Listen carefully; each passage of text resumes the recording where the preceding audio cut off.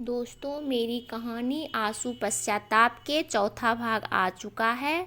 नहीं पापा, प्रकाश मेरा सब कुछ है। मैं उससे अलग रहकर खुश नहीं रह सकती। मैं प्रकाश से बहुत प्यार करती हूँ।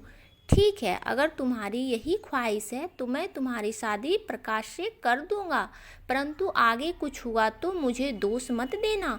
ज्योति अपने बीते लम्हों में खो गई। उसकी अंतरात्मा में प्रकाश के प्रति नफरत की आग धधकने लगी। अपनी उलझी गुष्ठी को सुलझाने का जितना प्रयत्न करती उतना ही उलझने लगी, जिससे बाहर आने का कोई रास्ता नहीं मिल रहा था। वह खिन्न और उदास हो गई। काश मुझे पहले पता होता कि तुम इतने घटिया निकलोगे, तो तुम्हारे प्यार के चक्कर में मैं कभी नहीं पड़ती। बहू, अपनी सास की आवाज़ सुनकर उसकी खोई चेतना टूट गई। क्या हुआ बहू, तुम किस सोच में डूबी हो? कुछ नहीं। आज से पहले इतनी उदासी तुम्हारे चेहरे पर कभी नहीं दिखी। तुम्हारी तबीयत तो ठीक है? लेकिन ज्योति प्रति उत्तर में खामोश रही। उनकी बात सुनकर ज्योति चुपचाप अपने कमरे में चली गई। उसका यह बर्ताव देखकर प्रकाश की माँ को यह एहसास हो गया कि बहू बहुत गुस्से में है। रोज की भांति जब प्रकाश अपने घर वापस आया तो उसे घर का माहौल कुछ अजीब लग रहा था। चंद समय बाद उसकी माँ अपने हाथ में चाय का प्याला लिए उसके पास पहुंची। माँ, ज्योति कहाँ है? आज चाय लेकर तुम आई हो? बेटा, बहू अपने कमरे में सो रही है। क्यों, उसकी तबीयत तो ठीक है? चाय पीने के बाद तुम खुद ही देख लेना।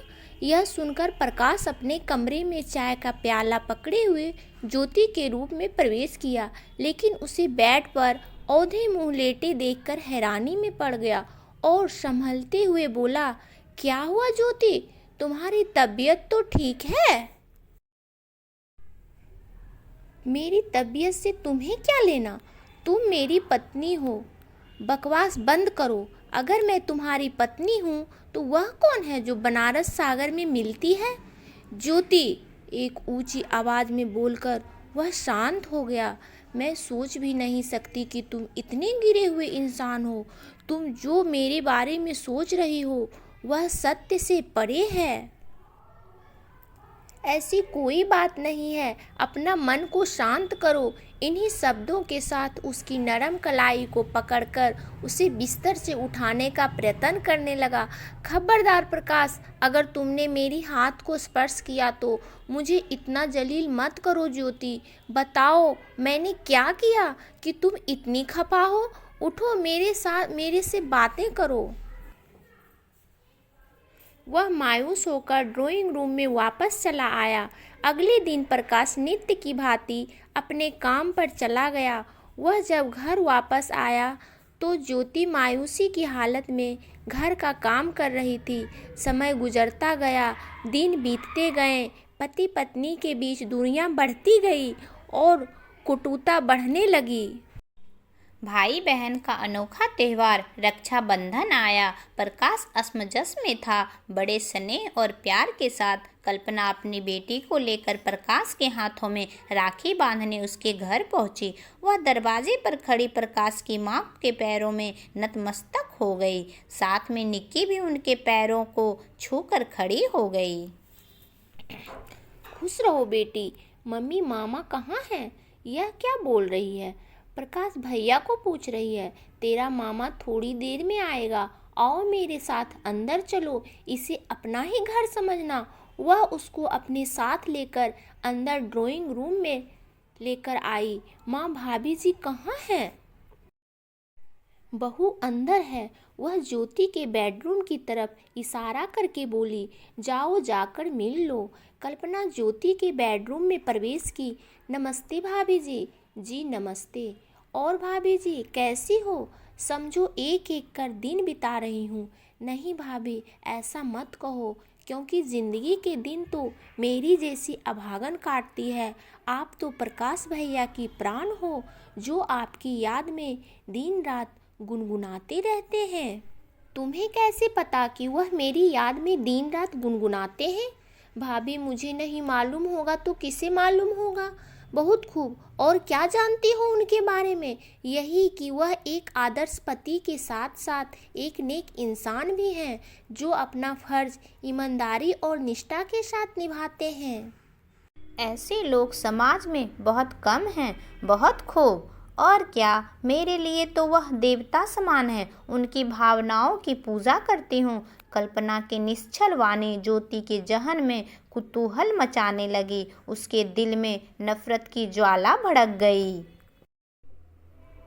वहाँ खड़ी कल्पना उसको नागिन की तरह देखने लगी। उसको कातर दृष्टि से निहारती हुई बोली, तुम जिसको देवता बना रखी हो वह किसी और का देवता है। उसे प्रसन्न कर अपना इष्ट बनाने की कोशिश मत करो, समझी? हाँ भाभी, अब मैं सब कुछ अच्छी तरह समझ गई। काश मुझे पहले पता होता तो मैं आपके घर नहीं आती। तुम जैसी औरत को किसी के घर आना शोभा नहीं देता, खासकर किसी शुभ मौके पर। भाभी, मुझे इतना जलील मत करो। कल्पना के मुंह से एक ऊंची चीख निकलते निकलते गले में फंसकर रह गई। वह चाह कर भी प्रति उत्तर में चुप रही। माफ़ करना भाभी, मैं जा रही हूँ। आज के बाद दोबारा कभी इस घर में कदम नहीं रखूँगी। जाओ जाओ, फिर कभी यहाँ आने की कोशिश मत करना। इतना सुनने के बाद कल्पना के आँखों आंसुओं से भर गई और आँखों से आंसू टूट टूट कर उसके गालों पर भी गिरने लगे। अपनी माँ को रोते देखकर निक्की भी रोने लगी। नहीं बेटी, चुप हो जाओ, रोते नहीं हैं। चलो हम अपने घर चलते हैं। कल्पना अपनी बेटी को लेकर घर जाने लगी। उसी समय वहाँ प्रकाश की माँ आ गई। उनको सब मालूम हो गया। नहीं कल्पना, मैं तुम्हें इस तरह नहीं जाने दूंगी। नहीं माँ जी, प्लीज़ मुझे जाने दीजिए। इतना कहकर कल्पना वहाँ से चली गई। उसके चले जाने के बाद वह ज्योति के पास पहुंची। ज्योति, यह तुमने क्या किया? तुम्हें कोई हक नहीं है कि तुम घर आए मेहमान से इस तरह बात करो। तुम तो जानती हो प्रकाश उसे अपनी बहन मानता है। बस करिए माँ जी, बहुत हो गया। अब मुझे आपकी बकवास नहीं सुनना है। चुपचाप यहाँ से चली जाओ। प्रकाश की माँ उल्टे पांव वहाँ से चली गई।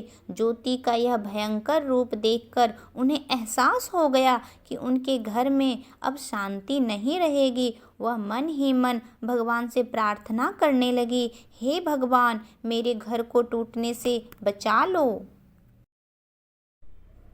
कुछ समय बाद प्रकाश घर वापस आया तो उसे घर का माहौल कुछ अजीब सा लगने लगा। फिर उसकी माँ उसे अच्छी तरह समझाई। प्रकाश समझदार था, इसलिए शांत रहकर समझदारी से काम लिया। तो दोस्तों, इस कहानी का भाग 5 अगले एपिसोड में आएगा। तब तक के लिए आप मेरे चैनल को सब्सक्राइब कर दीजिए, कहानी को लाइक कर दीजिए और अच्छी अच्छी कमेंट करिए ताकि मुझे प्रेरणा मिले और मैं आपके लिए अच्छी सी कहानी ला सकूं। धन्यवाद दोस्तों।